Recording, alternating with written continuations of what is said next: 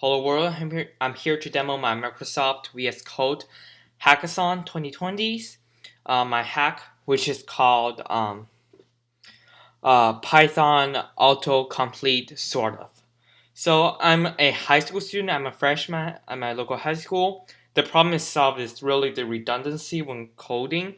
Um, so like you don't have to repeatedly type same lines again, and then quick insights of this quick insights is like this I didn't publish this because it has so many bugs, and that I don't think it should be get published because it's not really customizable, and then it has some broken feature as well. But I mean, this the core feature does kind of work.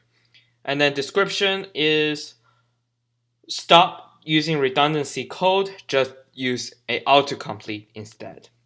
I know that lame, but so a quick walkthrough of the features. I didn't deploy it, so I can just say trigger suggest, and then you can see it shows all kind of suggestion for me based on the file, the GitHub file I loads in.